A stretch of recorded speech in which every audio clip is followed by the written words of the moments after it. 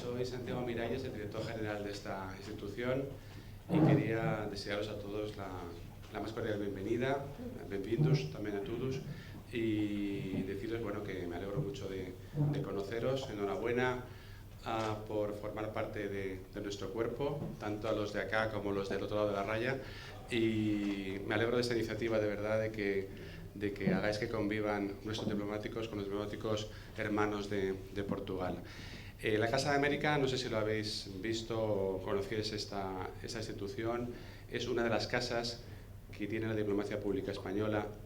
Ahora somos 6 casas, creo, pero esta es la pionera, la decana y la más bonita. Tenemos un edificio estupendo, como veis, que es un palacio del 19 de Madrid, que es lo que le da más carácter quizás, que se reformó totalmente en el año 92 y desde entonces estamos aquí, o sea que estamos a punto de cumplir ya 25 años de historia. Lo que hemos hecho durante este tiempo ha sido trabajar para fomentar las relaciones entre España e Iberoamérica y España y América.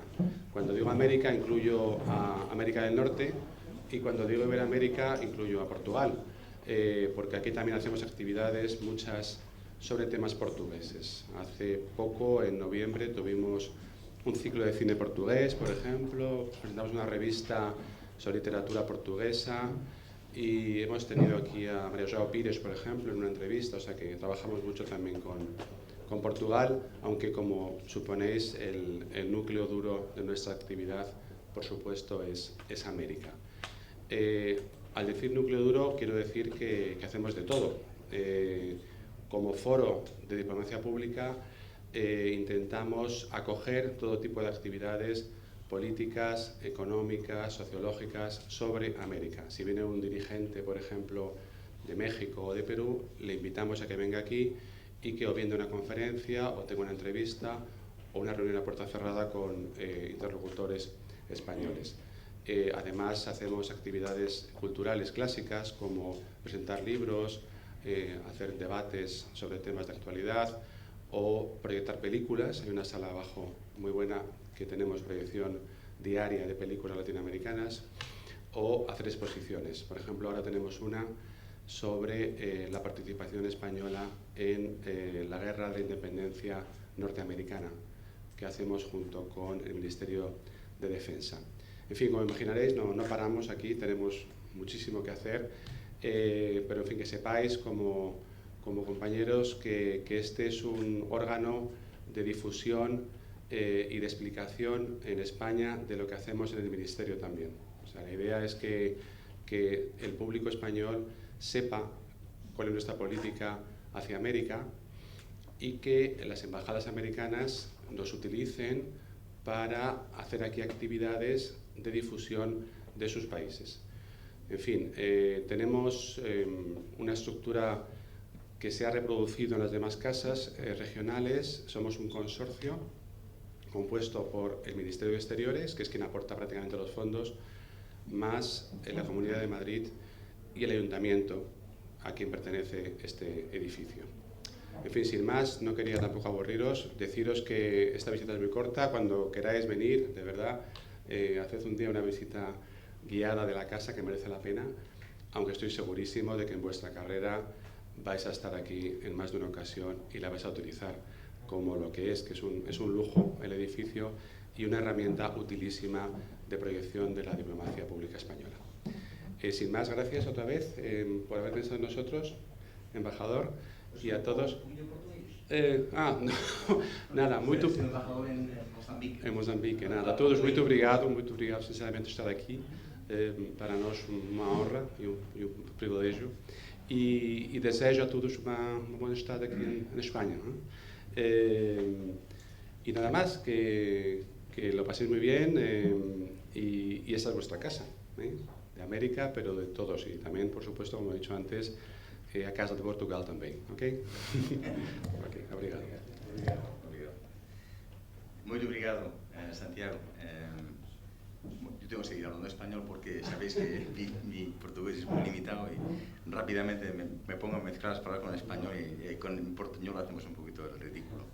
pero siento no haber estado con vosotros antes con el ministro y con el secretario de Estado. Sé que ha sido una jornada muy interesante en el Ministerio de Exteriores, no solamente para los compañeros portugueses, también para los españoles. Y bueno, también esta mañana, según me han contado, Miguel Ángel, lo del Cabo ha ido francamente bien y ha sido una jornada memorable. Confío en que lo que nos queda de día, hoy aquí en Casa de América, lo de la SEGIP también, y esta noche en la Embajada de Portugal, complete una jornada que ha sido bastante fructífera para todos. Cuando hicimos la programación de esta jornada, teníamos el interés de que tuvierais una impresión también objetiva de lo que son las relaciones entre España y Portugal, y que no os lo contara un español y que tampoco os lo contara un portugués. Entonces empezamos a pensar, empezamos a ver cómo podíamos intentar lograr ese objetivo. Bueno, pues, llegamos a la conclusión de que hay una persona viviendo en España, además, viviendo en Madrid, que tiene un nivel de análisis y investigación muy alto, que es William Chislett, que es investigador del Elcano, y que constantemente realiza análisis e investigaciones de todos los temas que afectan a España, a su situación económica, a su situación internacional, y consideramos que era la persona adecuada para intentar daros una visión objetiva de cuál es la relación y el potencial de esas relaciones. Lo va a hacer en inglés. Él es inglés. En inglés somos diplomáticos todos. Tenéis posibilidad perfectamente de entenderlo, de modo que creo que es una persona muy adecuada para en Casa de América hacer una presentación sobre la importancia de estas relaciones bilaterales. Esta presentación no es out of the blue, sino que se basa en un trabajo que él mismo realizó hace ya pues 10 años. 10 años más o menos. Por lo menos, sí.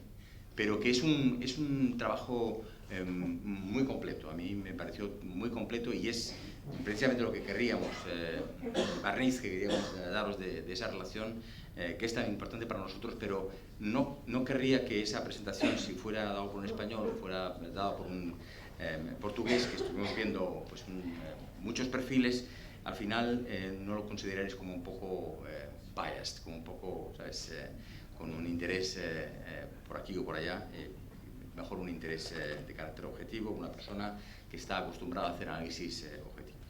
Llegado a este punto, quería también aprovechar la oportunidad para promocionar el nuevo libro que acaba de publicar William. Es un libro de hoy, o de ayer. Bueno, publicado hace 10 días. Hace 10 días, pero en internet lo encontráis hoy. Es realmente un libro muy interesante, muy actual. Es como en el periódico. Se trata básicamente de dar una impresión de dónde está España y hacia dónde va España una vez que teóricamente estamos empezando a salir de la crisis financiera, más o menos. William conoce muy bien la situación de España, la situación macroeconómica y política de España. Aquí tenéis referencias a la nueva situación de política de España, la superación del bipartidismo, el efecto de las medidas macroeconómicas que se han aplicado en los últimos años. En fin, es un libro muy actual para los españoles, en inglés, para los portugueses que quieren acercarse a la realidad actual de España. Yo creo que es un libro muy recomendable.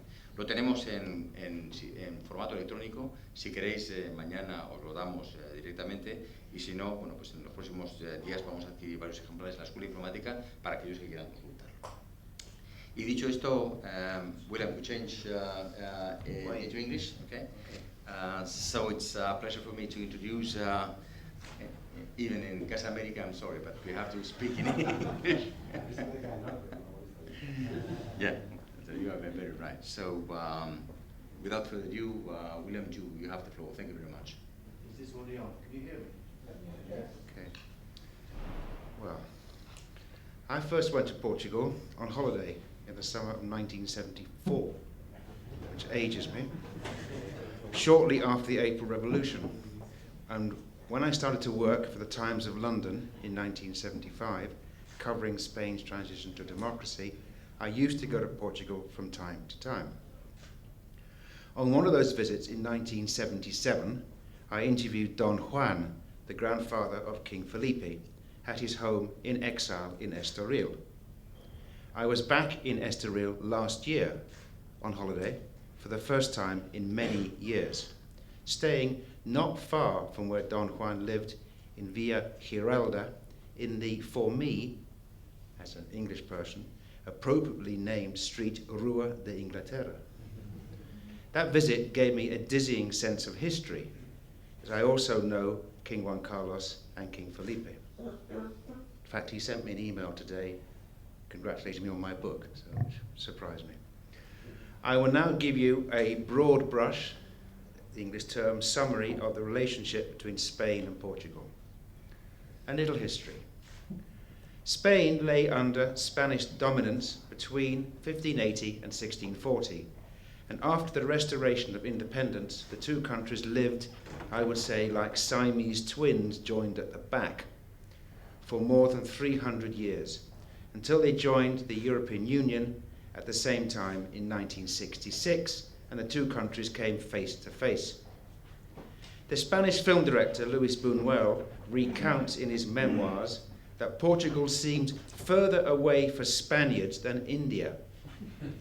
And for the Portuguese poet Rui Bellio, Madrid was one of the most distant cities from Lisbon. Those were his words, not mine. Portugal managed to remain free from permanent Spanish domination by belonging to different international alliances. The country could easily have gone the way of Catalonia, Andalusia, and other regions absorbed by Castile into a united Spain. Portugal is often described as Britain's oldest ally.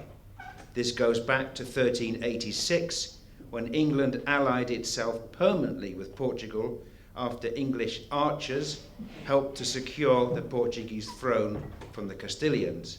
I assume you know what an archer is, no? The longbow. This alliance was solidified when Catherine of Braganza married Charles II of England, and Charles then played a part in achieving Spanish recognition of Portugal's independence. There is a more than 200-year-old dormant claim by Portugal to territories ceded to Spain around the town of Olivença, near the border with Elvas.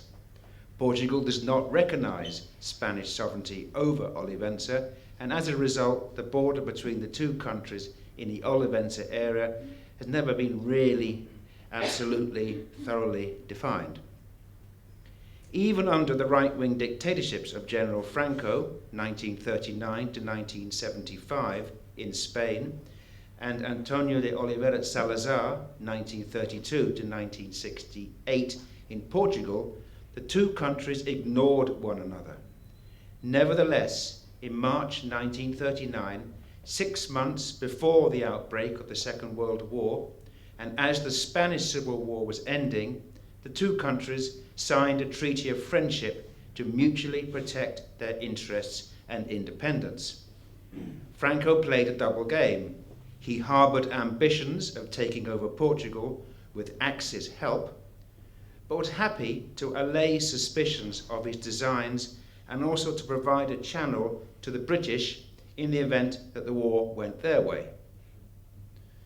We were taught to hate Spain, declared Major Victor Alves, born in 1931 and one of the prime movers in the 1974 revolution that ended Portugal's dictatorship under Salazar's successor, Marcelo Caetano. Spain and Portugal followed similar political and economic paths during the 20th century. Portugal deposed the monarchy in 1910 and declared a republic. Spain followed the Republican route in 1931, which was cut short by its 1936 to 39 civil war. Both countries had long dictatorships. Both countries liberalized their heavily protected economies to varying degrees. Spain began in the 1950s, I should say the late 1950s, stabilization plan, and Portugal not really until the 1970s. Both joined the then European Economic Community in 1986, and both were founder members in 1999 of the European Monetary Union, which introduced the euro. Spain and Portugal today are part of the same military and economic alliances, NATO and the EU. And Portugal no longer feels threatened, at least militarily. Nevertheless, the Portuguese still mistrust Spain, epitomized in their still popular saying, "Neither good winds nor good marriages come from Spain." This is still so because of Spain's economic invasion of the country as a result of EU membership. A perfectly legal invasion, I should say. All the more reason then why Portugal was jubilant when its football team knocked Spain out of the 2004 Euro Cup. On the international front, Spain and Portugal, once former rivals in Latin America, Brazil, the most popular country, was under Portuguese rule for 3 centuries, worked together in the Ibero-American Community of Nations, founded in 1991, which holds annual summit meetings of heads of state and government. I have here a little table I drew up. Obviously I can't show it to you, and I'm not a great believer in PowerPoints. It just gives you an idea of the difference, okay? Spain's population, 46.4 million. Portugal's, 10.6. Nominal gross domestic product in trillions of US dollars. 1.4 trillion for Spain, dollars, not euros. 230 billion for Portugal. Per capita GDP in dollars, Spain's last year estimated at $33,000. Portugal's $22,000. Per capita GDP, taking the EU 28 as 100. These are 2014 figures, because the 2015 ones aren't out. Spain is at 91% of the EU average. Portugal is at 78%. Gives you some idea of the disparities. And finally, the unemployment rate. Spain's almost 21%, a figure incidentally I don't actually believe, but that's another story. Portugal's only 12%. Spain is the main supplier of goods to Portugal. Around 1/3 of Portugal's total imports come from Spain. Spain exports more to its tiny neighbour, 7% of the total in 2015. The figures were released today. So Spain exports more to its tiny neighbour, Portugal, than to the whole of Latin America. 6% of the total exports in Spain went to Latin America last year, and 7% went to Portugal.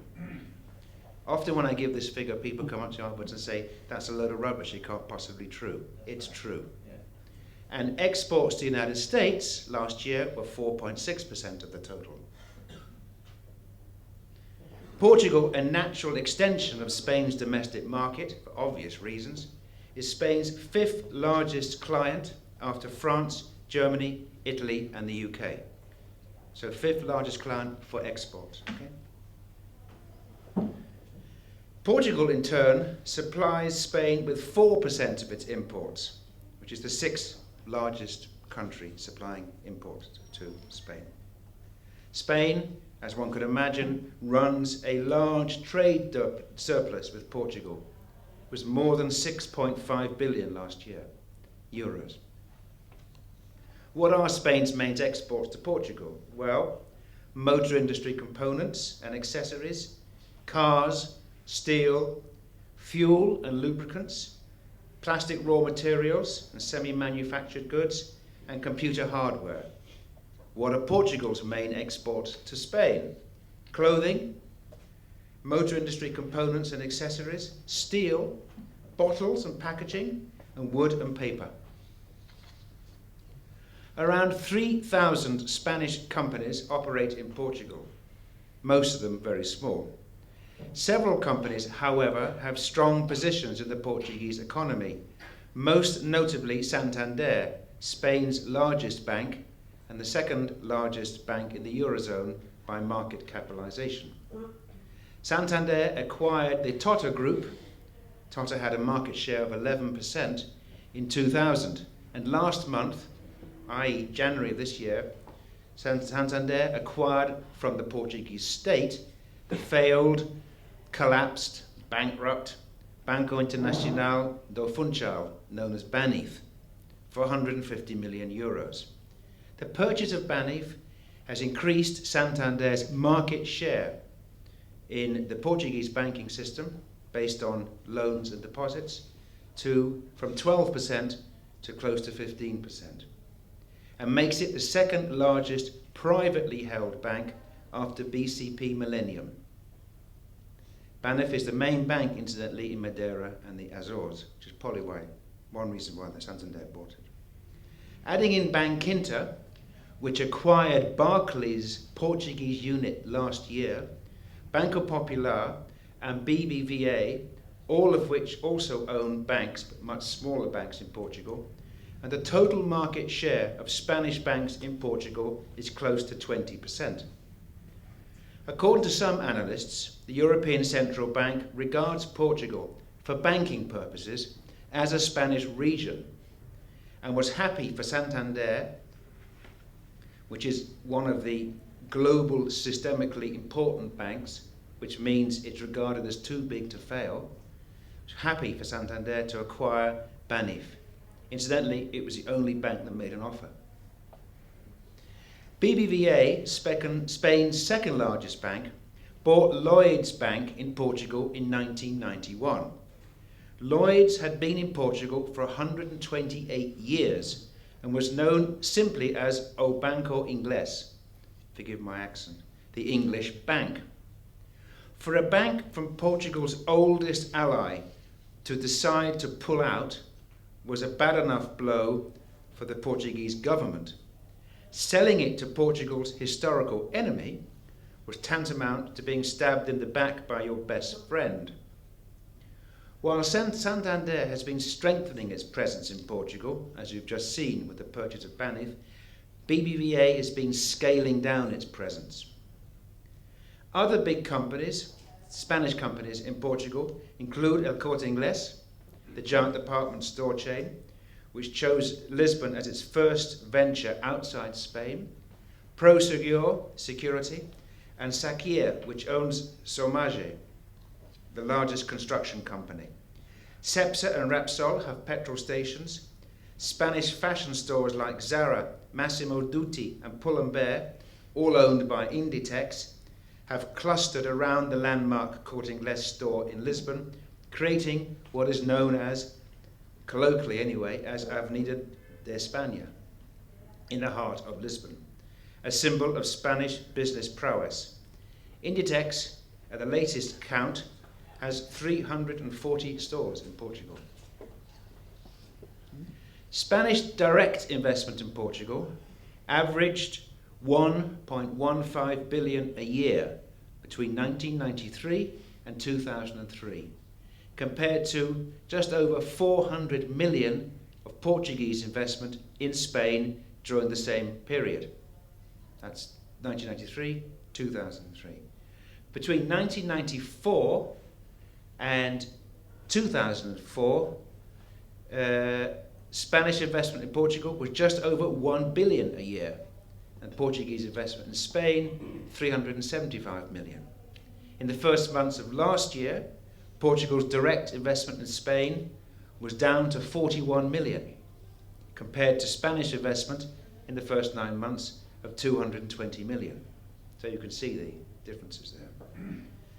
The strong Spanish presence in the context of the European single market is a sensitive issue, as it plays on Portuguese fears that they're being swallowed up by their neighbour. Furthermore, most of the investment is in highly visible sectors such as banking and construction. Spanish net investment, i.e. the difference between what Spain invests in the country and what it takes out, or either in the form of dividends or selling its interest or whatever. Spanish net investment in Portugal between 1992 and 2002, which was the big first wave when most of the investment was made, amounted to 6.4 billion euros, compared with 5 billion of investment, net investment for the UK, 4 billion for the Netherlands, and 2.5 billion for Germany. The fears may be exaggerated, but they are the logical consequence of a small country sharing a border with a much larger and more powerful one. 54% of Portugal's territory borders Spain. Portuguese feelings towards Spain are not unlike those of Mexicans towards the United States. I lived in Mexico for 6 years when I was the correspondent for the Financial Times, so without wishing to make an outlandish comparison, it's partly valid. In what was known as the Patriots Manifesto, 40 top economists and businessmen warned in 2003 of the danger of Portugal's decision-making centres, a euphemism for its biggest companies, being moved abroad. Jorge Sampaio, the then president of Portugal, commented, and I quote, that without centres of decision-making there is no nation, end of quote. Newspapers at that time abounded with headlines like, guess what, Spanish Armada, whenever there was a major Spanish acquisition. And magazine covers,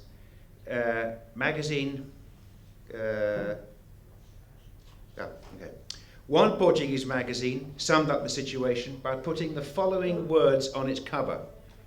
We go shopping in El Corte Inglés, buy our clothes in Zara, book our holidays at Viajes Halcon, and get our glasses at Multiópticas. Even our savings are in Spanish banks. That was put on the cover of a magazine.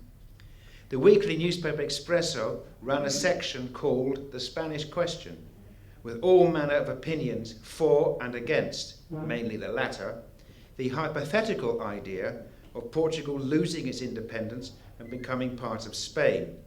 I believe these fears no longer exist. Perhaps our Portuguese guests can enlighten me. I also noticed that you're separated Spain on one side and Portugal on the other, which... No? Good, okay, deliberately. Very good, because otherwise it's a bit like chicos y chicas, no on one side. The flow of trade and investment, however, is not all one way. Just as Portugal is Spain's largest market for its exports, so Spain is also Portugal's main export market. More than 300 Portuguese companies operate in Spain. The main ones include Sonai, which owns Tafisa, the leading wood-based board company, with companies in Germany, the UK, France and Africa. Galp, which has more than 240 petrol stations. The transport company Luís Simões, and Eletricidade de Portugal, EDP, which bought Hidrocantábrico, Spain's fourth largest power company. Portugal's main banking presence in Spain is through Caixa Geral de Depósitos, which acquired Banco Extremadura from BBVA in 1991, Banco Luso Español from Chase Manhattan in 1991, and Banco Simeon from Argentaria in 1995. The combined market share of these three banks, however, is very small. Nothing compared to the share that the Spanish banks have of Portugal. The failed Banco Espírito Santo, which was split into two banks in 2014, is or was also present in Spain. I'm not sure of its current situation. I think the private banking arm is here, nothing else. The pace of integration of the two economies was stepped up when the two countries began to operate in July 2007 the much delayed single Iberian electricity market known as MIBEL. The original start-up date was January 2003. Spain is Western Europe's fifth largest power market, and Portugal's market is the 11th largest. Together, they form a market slightly larger than Italy's, the two markets together. Both markets are reasonably similar as regards generation. The Spanish market, however, is more diversified as it has nuclear energy and a large share of renewable energy. Development of an Iberian natural gas hub has been slow. The Iberian natural gas and liquid natural gas market has around 7.5 million consumers. Neither the Spanish nor the Portuguese gas system has significant gas production of their own, which means that virtually all natural gas consumed in Iberia, Portugal and Spain, is imported, either via pipeline or via liquid natural gas tankers. The Spanish gas system is interconnected with France, with Algeria via the Medgaz pipeline, and with Morocco via the Maghreb pipeline, while the Spanish and the Portuguese systems are interconnected via the Badajoz and Tui, if that's the right pronunciation, pipelines. The project with the greatest potential impact on the integration of Spain and Portugal is the building of a high-speed rail link between the two countries, or perhaps I should say between the two capitals. This is something that's been talked about for many years. As someone who loves Lisbon, I hope it is built during my lifetime. Saying they're going there by car. I first went to Lisbon in 1974, which I referred to at the beginning, on an overnight train, and I remember how long it took. A high-speed train between Madrid and Lisbon would cut the train time, from 10 to 3 hours. Madrid and Lisbon are already linked by a dual carriageway that goes virtually all the way between the two capitals. The economic progress made by both countries, as measured by per capita income, has been strong over the past 50 or so years. Spain's per capita income rose from 60% of the European Union 15 average in 1960 to a peak of 103% of the EU 28 in 2007, at the height of this country's economic boom.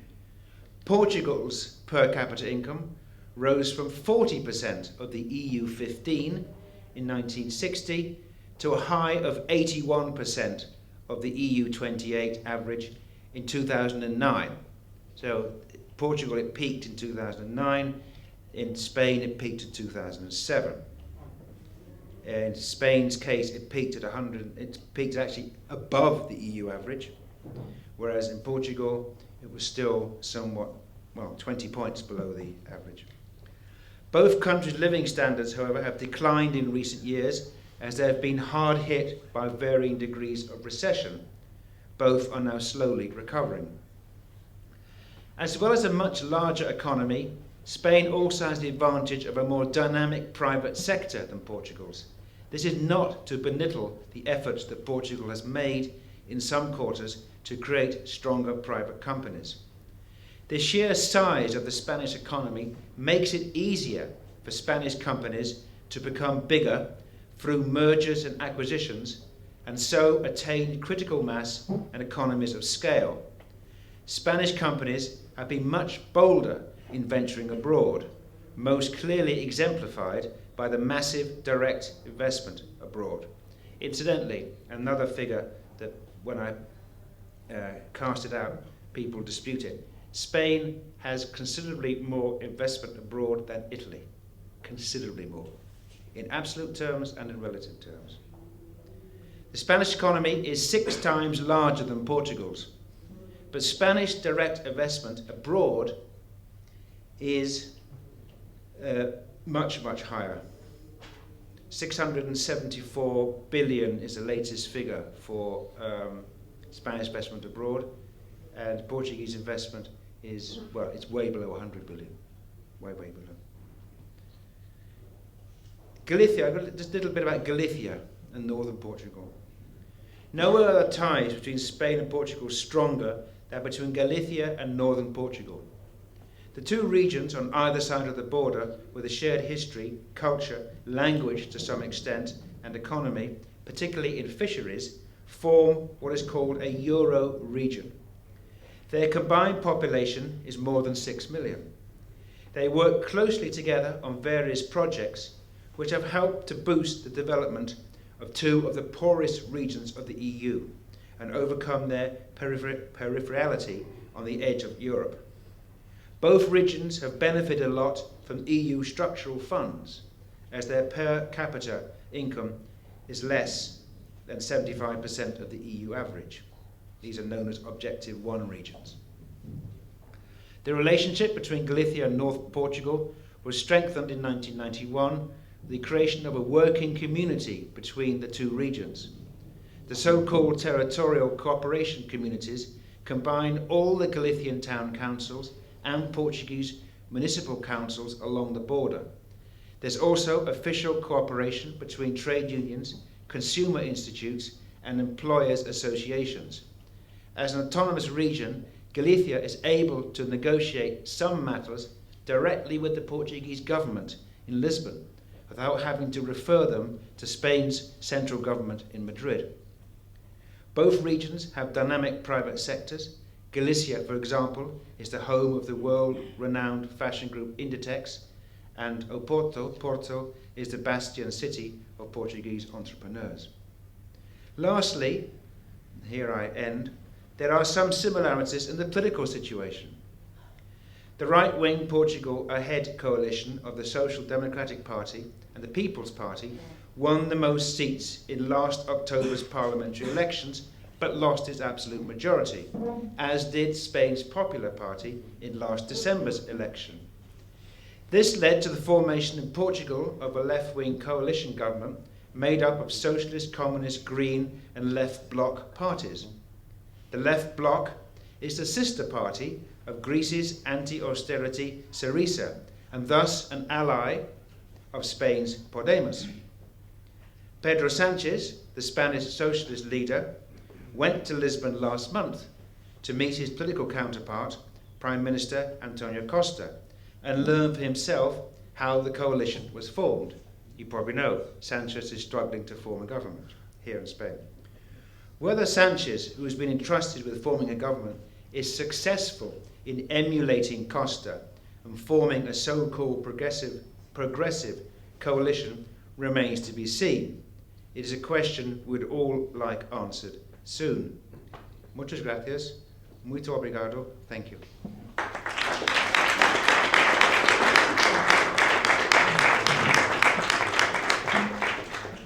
Thank you very much, William, for this good and objective statement. It's coming from English scholar.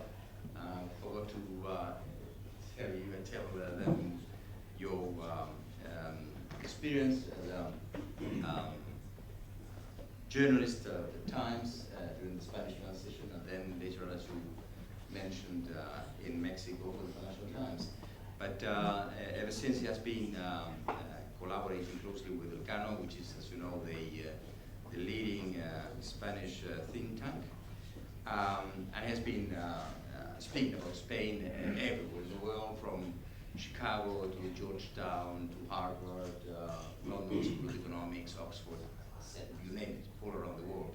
So he's, in my view, one of the great experts in the world about Spain and what's going on in Spain at the moment. So with this, I'm also glad that you came in back again to revise bilateral relations with Portugal. Thank you very much for that. And I would like to open the floor, but first of all, I would like to make a very small, also provocative comment on bilateral relations. And I mean, my personal experience, when I was studying law in Seville in the 70s, Franco was still in power in Spain, and we experienced the Revolution de los Claveles. And I think we need to, I haven't really seen a lot of in-depth analysis about what the real influence of the Revolution de los Claveles, obviously Claveles in English, Carnation Revolution in Spain was. But I can tell you that at that time there was a lot of uproar in Spanish universities against dictatorship, organized the Communist Party, extreme left parties. But actually, that moment in Portugal was felt very closely.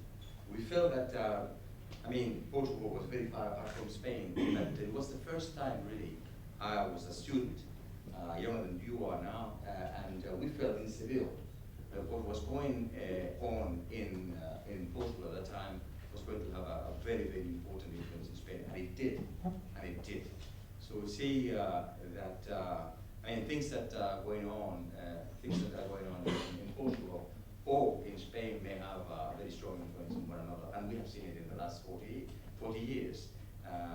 in small events and big events. And I think it's very pertinent what you described now about the political difficulties of efforts to bring about government in Portugal and the situation we're experiencing now right now in Spain.